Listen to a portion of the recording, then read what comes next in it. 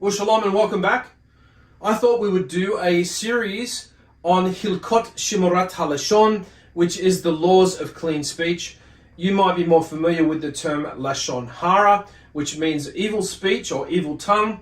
But of course, we want to find out what constitutes speaking commendably, speaking truth and speaking well, as opposed to learning how to speak in an evil manner. But it is important to know what constitutes speaking in an evil way, so we know what to avoid. And any particular lecture or shiur or teaching that you find online by anybody who does not draw heavily from this particular sage which I'm about to mention, turn that lecture off. And I am speaking of none other than the Chofetz Chayim, that is the one who desires life, which is a nickname that he got after writing or compiling a sefer, a book on the subject of the laws of speech by that name. Now, his real name is Rabbi Yisrael Meir Kagan, and he's a very recent sage that lived not too long ago, and he drew out the most information among all the sages, arguably, and he found 31 commandments related directly to speech, some being negative commandments, some being positive commandments, meaning that they're observed through the refraining of the use of the tongue, and there are others that are observed by actually employing the use of the tongue.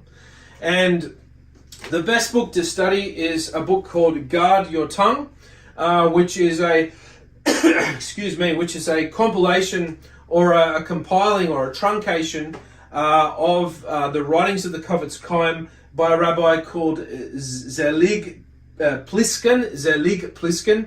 And this particular edition that I have was originally came out in 1975. There are other editions that are available. Another one which I have here, which you can get from maybe Abbey Books or some secondhand bookstore off the web and pick them up secondhand. Or you could go straight to the Chofetz Chayim Foundation, and I'm sure that you could get the most recent publications of this book there.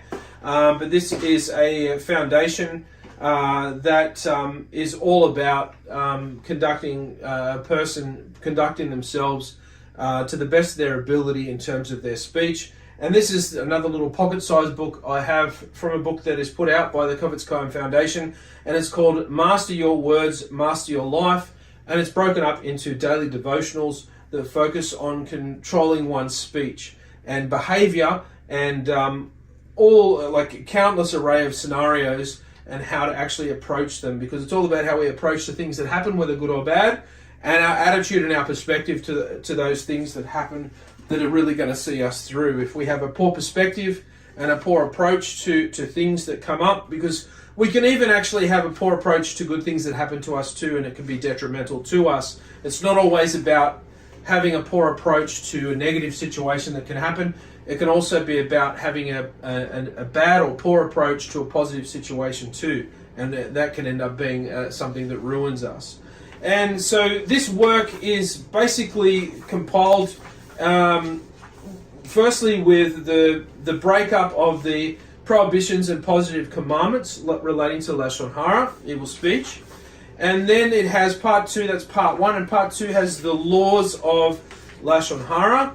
And so it has a heading for basically a paragraph, or no, it's actually some of the headers are a page or even a page and a bit. Some are just a paragraph of various topics and subjects. I really should do a book review on this, and this is kind of going to sound like a bit like a book review, this short lesson, but it is lesson 1, so you know that should be okay. So chapter 1, as I said, is the 31 commandments related to Loshon Hara. Part 2, the laws of Loshon Hara, consists of now once we get to part 2, it's then broken up into chapters. Number 1 of chapter 1, if you're following me, true and false derogatory statements, 31 mitzvot, 31 love deeds or commandments, 3 habitual speakers of Loshon Hara, and in brackets we have telephone, so it's quite contemporary. Relating Loshon Hara under pressure, refusing one's parents or teacher, financial loss for refraining from Loshon Hara, when it is difficult to remain silent, writing Loshon Hara, passing around a letter to belittle its writer, sign language. There's even non-verbal things that constitute Loshon Hara, like even if you turn to somebody while you're hearing somebody speak that is annoying you, and you turn to somebody and look at them and they're annoyed too, and you roll your eyes at that person, that is an act that's considered Loshon Hara. So, and no tongue was actually involved in that action. Or you give like a wink to somebody when you say something to somebody else, then you look at somebody else and then you wink at them as if to say, I'm actually not really telling the truth there, I'm just kind of I'm stroking their ego or something like that. You've committed an act of Loshon Hara. Chapter 2 of part 2, speaking Loshon Hara to a group of people, statements that are permissible when 3 people are present, Loshon Hara that is common knowledge, disclosing and discussing, disclosing the discussions of a meeting, ridiculing Torah lecturers, which is interesting because you see a lot of that today. Private information when someone tells you about his wrongdoings. Number 8, secrets. And in chapter 3 of part 1, backbiting, Loshon Hara that the speaker would relate even in the presence of the subject. Loshon Hara stated in the presence of the subject, statements that are permissible because the speaker is willing to make them in the presence of the subject. Loshon Hara that is said in jest. I was only joking. Loshon Hara without mentioning names, causing damage without saying anything derogatory, concealing Loshon Hara. And it goes on for pages and pages, and it's absolutely astounding all the different things that you can actually read, and these were excised out of the Torah that, you know, most of us are kind of reading on a rotational basis and learning every day.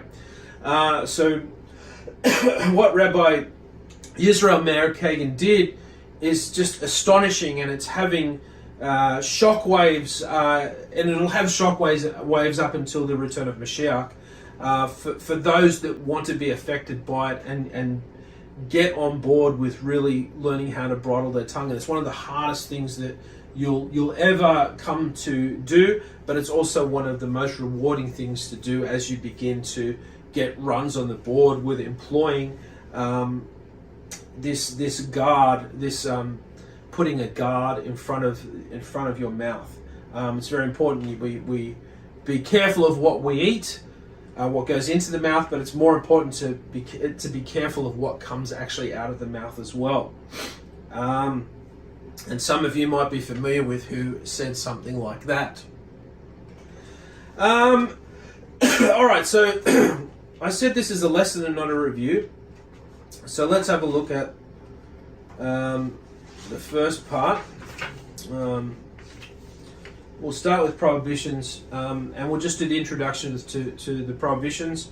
And I don't know how far we'll get. I only want to make this just a short video. But we might go to 4. We'll go to 4 and we'll see how we go. So this is the short introduction. The Chofetz Chayim enumerated 31 Torah commandments which may be violated when a person speaks or listens to Loshon Hara. So he enumerated 31 Torah commandments which may be violated when a person speaks or listens to Loshon Hara. The number of infringements will vary in accordance with circumstances, but on each occasion when Loshon Hara is spoken, many commandments are violated.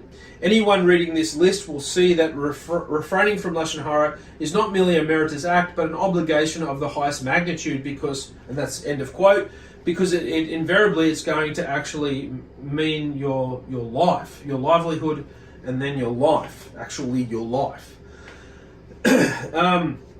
So number 1, prohibitions, number 1. This is from Vayikra. This is from Vayikra 19:16. You shall not go about as a talebearer among your people. And many of you are familiar with that verse.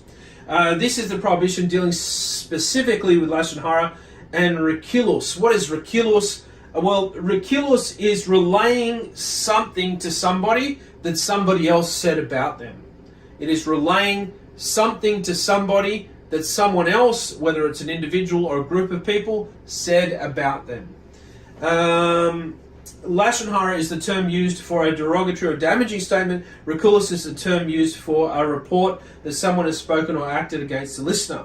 Both are prohibited, even when true, and most of the time they are true. And just because they're true doesn't mean that you're able to embark on that action. I remember hearing a fellow years ago tell me, but it's true what he's saying. It doesn't matter that it's true; it's still Loshon Hara, or it's still Rikulus. Just as a peddler goes from house to house selling his wares, so too a habitual gossip goes from person to person, picking up and leaving behind tidbits of derogatory information about others. And that says, see Rashi there, so that's he's drawing on Rashi, and this is what one of the things that the sages do really well, is they build on previous knowledge of prior generations of sages, which is just astounding when you start seeing that. Giants standing on the shoulders of giants, as it were. Number 2, and this is from Shemot 23:1. You shall not utter a false report. This verse is also rendered as you shall not accept a false report. And you can find stuff about that in Tractate Pisukim 118a. This prohibition bans the speaking or accepting of Loshon Hara. So you shall not utter a false report. Number 3, take heed concerning the plague of leprosy. This is from Devarim 24:8.